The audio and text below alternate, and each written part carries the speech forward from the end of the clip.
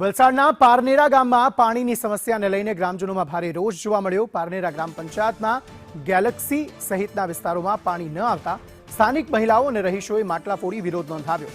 ગ્રામજનોએ આક્ષેપ કર્યો કે સરપંચ અને તલાટીને વારંવાર રજૂઆત કરવા છતાં સમસ્યાનો કોઈ ઉકેલ આવ્યો નથી।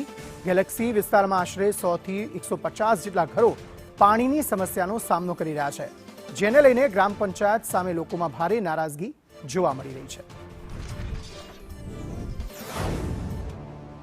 અમને અહીંયા પાણીની રસ્તાની ગટર લાઈન બી નથી, કઈ જ અમારે અહીંયા કોઈ જોવા નથી આવતું। ના ગ્રામ પંચાયત વાળા આવે ના સરપંચ આવે, ખાલી વોટિંગ વખતે આવે છે, એ લોકો જોઈને જતા રહે છે। અમને આ બધુંની જ તકલીફ છે।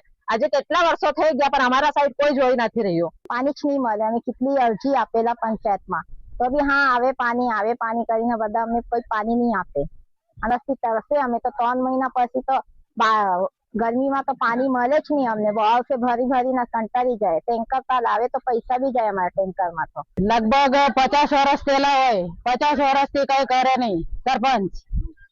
ખાલી વોટ ના માટે આવે, પછી વોટ લઈને તમે લોકો જાય, પછી અમારે બધું તો જોવા બી નહીં આવે ફરિયામાં। એવું થોડું ચાલે? એવું નહીં ચાલે ને। તો ગરીબ માણસને તો જોવું પડે જરાક। હે ક્યાં લોકોને હું સમસ્યા છે, હું નહીં પાણીનું? આ સરપંચ તો જોવા તો આવું જોઈએ કે નહીં? इसके ग्राम पंचायत के लिए या पानी नहीं, ये लोग ने साधन नहीं, कुछ नहीं करे हम लोगों को। इसके लिए हम लोगों ने ये सब मट्टी फोड़े। पानी का साधन करने के हम लोगों को कुछ भी करके दो, पानी का कुछ भी साधन करके नहीं करेंगे तो हम लोग पंचायत का गिरावा करेंगे सब मिला जाके।